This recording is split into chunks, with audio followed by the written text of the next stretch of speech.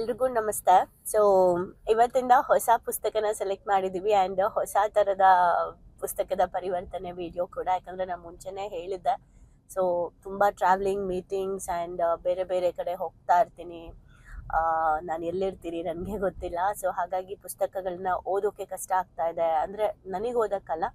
So ಅದನ್ನು video ಮಾಡೋಕ್ಕೆ ಸ್ವಲ್ಪ ಕಷ್ಟ ಆಗ್ತಾ ಇದೆ ಅಂತ ಹೇಳಿದ್ದೆ. ಸೊ ದಟ್ ತುಂಬ ಜನ ಕಮೆಂಟ್ ಮಾಡಿದ್ರಿ, ಸ್ಟಾಪ್ ಮಾಡಬೇಡಿ, ಇದೊಂಥರ ನಮಗೆ ಟ್ರೈನಿಂಗ್ ಥರ ಇದೆ ಅಂತ ಹೇಳಿ.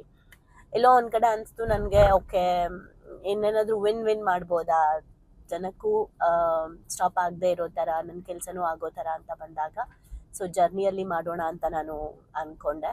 ಸೊ ಎಲ್ಲೆಲ್ಲಾಗುತ್ತೆ ಅಲ್ಲಲ್ಲಿ ನಾನು ನಿಲ್ಲಿಸಿ ಮಾಡೋದುಂಟು ಅಥವಾ ಟ್ರಾವೆಲಿಂಗಲ್ಲಿ ಮಾಡೋದುಂಟು. ಓಕೆ, ಸೊ ಎಲ್ಲಿ ಮಾಡ್ತೀನಿ, ಹೇಗೆ ಮಾಡ್ತೀನಿ ಅನ್ನೋಕ್ಕಿಂತ ವಿಷಯ ಮಾತ್ರ ಗ್ರಹಿಸಿ ಅಂತ ನಾನು ಹೇಳಲಿಕ್ಕೆ ಇಷ್ಟಪಡ್ತೀನಿ. ಇದೊಂಥರ ಹೊಸ ಒಂದು ಏನು ಹೇಳ್ತಾರೆ, ಒಂದು ಹೊಸ ಪ್ರಯತ್ನ ಅಂತ ನಾವು ಹೇಳ್ಬೋದು. ಓಕೆ, ಸೊ ಹಾಗಾಗಿ ಇವತ್ತಿಂದ ಹೊಸ ಪುಸ್ತಕನ ನಾವು ಸೆಲೆಕ್ಟ್ ಮಾಡ್ತಾ ಇದ್ದೀವಿ. ಸೊ ಪುಸ್ತಕದ ಹೆಸರು ಏನಂತ ಅಂದರೆ, ಇದನ್ನೇ ಹೇಳೋದು ಅನ್ಸುತ್ತೆ, ದ ಬೆಸ್ಟ್ ಥಿಂಗ್ಸ್ ಲೈಫಲ್ಲಿ ಕಲಿಬೇಕು ಅಂತ. ಯಾವಾಗ ಏನೇನು ಬರುತ್ತೆ ಲೈಫಲ್ಲಿ ಗೊತ್ತಿಲ್ಲ. ದ ಬೆಸ್ಟ್ ಟೀಚರ್, ಕಲಿಸು ಗುರುವೇ ಕಲಿಸು. ಸೊ ಡಾಕ್ಟರ್ ವಿರೂಪಾಕ್ಷ ದೇವರಮನೆ ಸರ್ದು one of my favourite author and ನನ್ನ ಬುಕ್ಕಿನ ಹಿನ್ನುಡಿಯನ್ನು ಬರ್ಕೊಟ್ಟಂತಹ ವ್ಯಕ್ತಿ.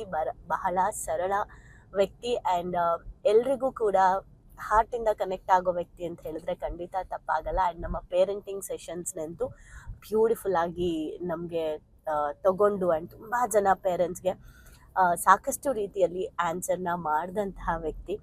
ಸೊ ನಾನು ತುಂಬ ಅದೃಷ್ಟ ಮಾಡಿದ್ದೀನಿ ಅಂತ ಒಂದು ಸೋಲ್ ವ್ಯಕ್ತಿಗಳನ್ನು ನಮ್ಮ ಲೈಫಲ್ಲಿ ಪರಿಚಯ ಮಾಡ್ಕೊಳ್ಳೋದಕ್ಕೆ. ಸೊ ಅವರ ಪುಸ್ತಕ ದ ಬೆಸ್ಟ್ ಟೀಚರ್, ಕಲಿಸು ಗುರುವೇ ಕಲಿಸು ಪುಸ್ತಕನ ನಾನು ಇವಾಗ ಓದ್ತಾ ಇದ್ದೀನಿ. ಆ್ಯಂಡ್ ಇದರ ಒಂದು ಹಿನ್ನುಡಿ ಬರೆದಿರೋದು ಡಾಕ್ಟರ್ ಗುರುರಾಜ್ ಕರ್ಜಗಿ ಅವರು. ಸೊ ಗುರುರಾಜ್ ಕರ್ಜಗಿ ಸರ್ ಬಗ್ಗೆ ಎಲ್ರಿಗೂ ಗೊತ್ತಿದೆ. ಸೊ ಅವರು ಇದಕ್ಕೆ ಹಿನ್ನುಡಿ ಬರ್ಕೊಟ್ಟಿದ್ದಾರೆ. ಅವರು ಹಿನ್ನುಡಿ ಬರ್ಕೊಡ್ತಾರೆ ಅಂತಂದರೆ ಸ್ಪೆಷಲ್ ಬುಕ್ ಅಂತಲೇ ಅರ್ಥ, ಯಾಕಂದರೆ ಸುಮ್ಮನೆ ಬರ್ಕೊಡೋದಿಲ್ಲ ಅಲ್ವಾ.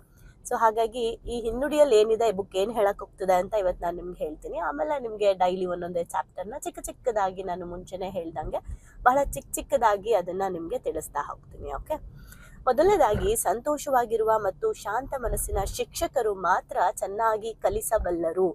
ಈ ಒಂದು ವಿಡಿಯೋನ ದಯವಿಟ್ಟು ಎಲ್ಲ ಟೀಚರ್ಸ್ಗಳಿಗೆ ಫಾರ್ವರ್ಡ್ ಮಾಡಿ. ಆ್ಯಂಡ್ ನಿಮ್ಗೆ ಯಾರೆಲ್ಲ ಈ ಶಿಕ್ಷಕರಿದ್ದಾರೆ, ಹುಡುಕಿ ಎಲ್ರಿಗೂ ಇದನ್ನು ಕಳಿಸಿ. ಆ್ಯಂಡ್ ಈ ಬುಕ್ನ ಕಂಪಲ್ಸರಿ ಟೀಚರ್ಸ್ ಓದಬೇಕು ಆ್ಯಂಡ್ ಪ್ರತಿ ಪೇರೆಂಟ್ಸ್ ಓದಬೇಕು. ಟೀಚರ್ ಜಾಗದಲ್ಲಿ ನಿಂತ್ಕೊಂಡು ಆ್ಯಂಡ್ ಟೀಚರ್ಸ್ಗಳು ಹೇಗಿರಬೇಕು ಅನ್ನೋ ಒಂದು ಬ್ಯೂಟಿಫುಲ್ ಪುಸ್ತಕ ಇದು. ಯಾರು ಮಕ್ಕಳಿಗೆ ಸರಿಯಾದ ತರಬೇತಿಯನ್ನು ಕೊಡೋಕ್ಕೆ ಸಾಧ್ಯ ಅಂದರೆ, ಯಾವ ಶಿಕ್ಷಕರು ಮಕ್ಕಳ ಜೀವನದಲ್ಲಿ ಪರಿವರ್ತನೆ ತರೋಕ್ಕೆ ಸಾಧ್ಯ ಅಂದರೆ, ಯಾವ ಶಿಕ್ಷಕರು ಶಾಂತಿಯಿಂದ ಇರ್ತಾರೆ, ಅವರು ನೆಮ್ಮದಿಯಿಂದ ಇರ್ತಾರೆ, ಅವರು ಮಾತ್ರನೇ ಮಕ್ಕಳ ಜೀವನದಲ್ಲಿ ಒಂದು ಪರಿವರ್ತನೆ ತರೋಕ್ಕೆ ಸಾಧ್ಯ ಅಂತ.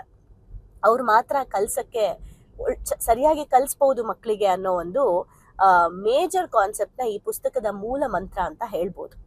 ಶಿಕ್ಷಣ ಕ್ಷೇತ್ರದಲ್ಲಿ ಈಗ ವಿದ್ಯಾರ್ಥಿಗಳ ಮೇಲೆ ಒತ್ತಡವೇ ಹೆಚ್ಚು ಚರ್ಚಿತವಾಗುತ್ತಿರುವಾಗ, ಅಂದರೆ ಈ ಒಂದು ಶಿಕ್ಷಣ ಕ್ಷೇತ್ರದಲ್ಲಿ ಹೆಚ್ಚು ನಮಗೆ ವಿದ್ಯಾರ್ಥಿಗಳ ಮೇಲೆ ಒತ್ತಡನೇ ಜಾಸ್ತಿ ಆಗ್ತಾ ಇದೆ. ಆದರೆ ಶಿಕ್ಷಕರ ಮಾನಸಿಕ ಕ್ಷೇಮವೇ ಗುಣಮಟ್ಟದ ಶಿಕ್ಷಣಕ್ಕೆ ಅಡಿಪಾಯ ಅನ್ನೋದು ಡಾಕ್ಟರ್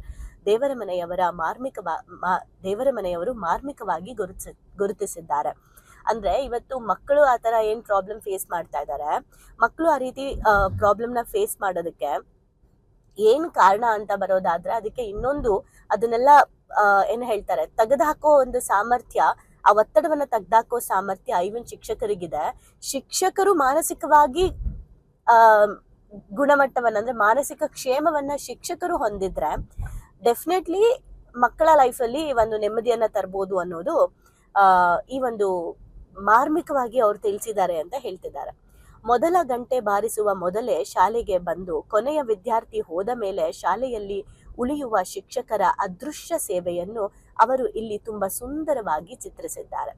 ಮಕ್ಕಳ ಭವಿಷ್ಯಕ್ಕಾಗಿ ತಮ್ಮ ವೈಯಕ್ತಿಕ ಸಮಸ್ಯೆಗಳನ್ನು ದೂರವಿಟ್ಟು ದುಡಿಯುವ ಶಿಕ್ಷಕರ ತ್ಯಾಗಕ್ಕೆ ಈ ಕೃತಿ ಕನ್ನಡಿ ಹಿಡಿದಿದೆ. ಯಾರು ತಮ್ಮ ವೈಯಕ್ತಿಕ, ಅಂದರೆ ಶಿಕ್ಷಕರಿಗೆ ಎಷ್ಟೊಂದು ಪ್ರಾಬ್ಲಮ್ಸ್ ಇರುತ್ತೆ, ಪರ್ಸ್ನಲ್ ಪ್ರಾಬ್ಲಮ್ಸ್.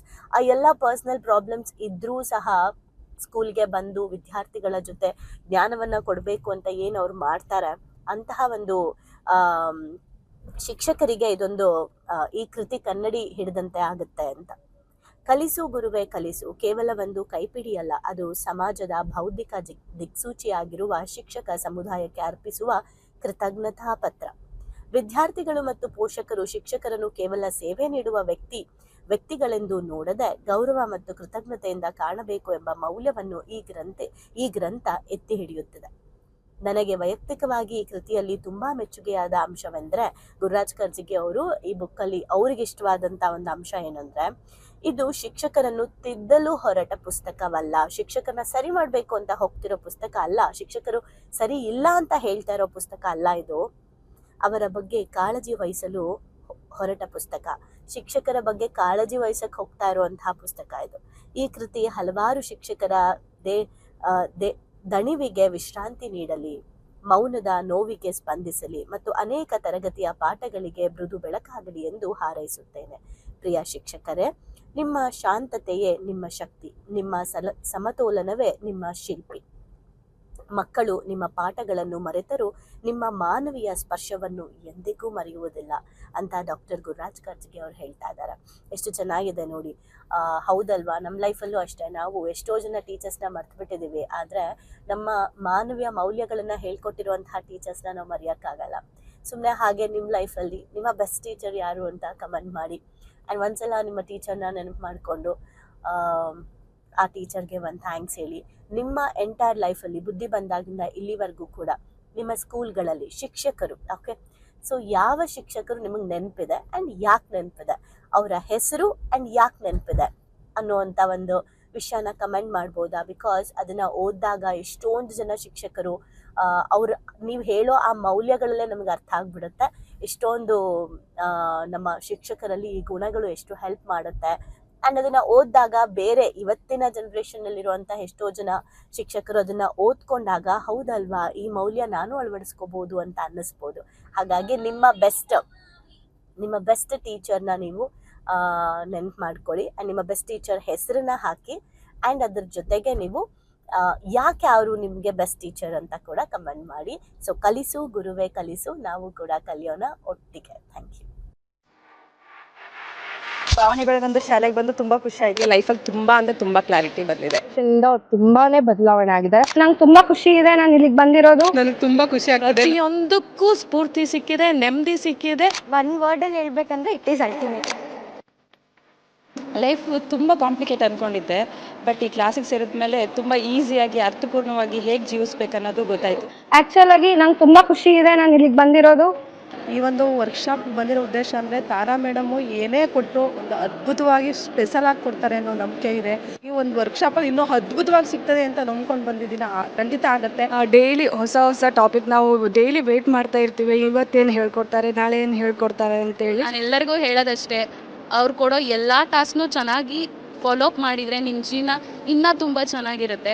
ಎಜುಕೇಶನ್ ಬಂದ್ಮೇಲೆ ನನ್ನ ಲೈಫ್ ಸೇವ್ ಆಯ್ತು ಅಂತಾನೆ ಹೇಳ್ಬೋದು. ಸೊ ಬಹಳನೇ ಖುಷಿ ಇದೆ. ನಮ್ಮನ್ನ ನಾವು ಟ್ರಾನ್ಸ್ಫಾರ್ಮ್ ಮಾಡ್ಕೊಂಡು ಈ ಹ್ಯಾಬಿಟ್ಸ್ ಎಲ್ಲ ನಾವು ಇನ್ಸ್ಟಾಲ್ ಮಾಡ್ಕೊಂಡ್ರೆ ನಮ್ಮ ಲೈಫ್ ಖಂಡಿತವಾಗ್ಲೂ ಸಕ್ಸಸ್ಫುಲ್ ಆಗುತ್ತೆ ಅಂತ ಹೇಳ್ಬಿಟ್ಟು. ಸೊ ನಿಮ್ಮ ಲೈಫ್ ಚೇಂಜಿಂಗ್ ಟ್ರಾನ್ಸ್ಫಾರ್ಮೇಶನ್ ಅಂತ ಅಂದ್ರೆ ಇದಕ್ಕೆ ಎಮೋಜಿಮ್ is the most and main ಕಾರಣ ಅಂತಾನೆ ಹೇಳ್ತೀನಿ. ಎಕ್ಸ್ಪ್ರೆಸ್ ಮಾಡ್ಬೇಕಂದ್ರೆ ಒಂದು ವರ್ಡ್ ಅದು ಭಾಳ ಚಿಕ್ಕದಾಗತ್ತೆ. ಅದು ಏನಂತಂದ್ರೆ ಥ್ಯಾಂಕ್ ಯು ಅನ್ನೋಂಥ ವರ್ಡ್ ಮಾತ್ರ ನಾನು ಎಕ್ಸ್ಪ್ರೆಸ್ ಮಾಡ್ಬೋದು. ಒಂದೊಂದು ಸ್ಟೆಪ್ಪಲ್ಲೂ ನಾವು ನಾನು ಚೇಂಜ್ ಆಗ್ತಿದ್ದೀನಿ ಅನ್ನೋದು ತುಂಬಾ ನನಗೆ ಅಳವಡಿಕೆ ಆಗ್ತಿದೆ. ಮತ್ತು ಎಲ್ಲ ಸ್ಕೂಲು ಕಾಲೇಜ್ಗಳಲ್ಲೂ ಇದೊಂದು ಸಬ್ಜೆಕ್ಟ್ ಅಂತ ಇಡಬೇಕು ಮಕ್ಕಳಿಗೆ. ಎಲ್ರಿಗೂ ಯೂಸ್ ಆಗುವಂಥ ಕ್ಲಾಸ್ ಇದು, ಯೂನಿಕ್ ಆಗಿದೆ. ಇಮೋಜಿಮ್ ಟೀಮ್ಗೆ ಥ್ಯಾಂಕ್ ಯು. ಎಲ್ಲ ನಡೆಸ್ತಾ ಇರುವಂಥ ತಾರಾ ಮೇಡಮ್ಗೆ, ಸಂದೇಶ್ ಸರ್ಗೆ, ಜೊತೆಗೆ ಎಮೋಜಿನ್ ಟೀಮ್ಗೆ thank you so much. So ಯಾರ್ಯಾರೆಲ್ಲ ಸೇರ್ಕೊಂಡಿಲ್ಲ ದಯವಿಟ್ಟು ಸೇರ್ಕೊಳ್ಳಿ. So it is very utilising. Life long ಯಾರಿಗಾದ್ರೂ ಚಿರಋಣಿಯಾಗಿರ್ತೀವಿ ಅಂದರೆ ಅದು ಸಂದೇಶನ ಮತ್ತು ತಾರಾ. ಸೊ ಬನ್ನಿ ಭಾವನೆಗಳಿಗೊಂದು ಶಾಲೆನ ಎಂಟರ್ ಆಗಿ ಅದನ್ನ ಫೀಲ್ ಮಾಡಿ. ಅಂದ್ರೆ ರಿಕ್ವೆಸ್ಟ್ ಮಾಡ್ಕೊಂತಿದ್ದೀನಿ ನಿಮಗೆ, ಇದರಿಂದ ಲಾಸ್ ಆಗೋದಂತೂ ಏನೂ ಇಲ್ಲ, ಬಟ್ ಲೈಫಲ್ಲಿ ತುಂಬಾನೇ ಪಡ್ಕೊಂತೀನಿ ನಾನು. ಅದಕ್ಕೆ ನಾನು ಶೋರ್ ಗ್ಯಾರಂಟಿ ಕೊಡ್ತೀನಿ ನಾನು. ಎಲ್ಲೋ thank you to Tara ma'am and Sandesh sir. Thank you to whole my ಎಮೋಜಿಮ್. Thank you.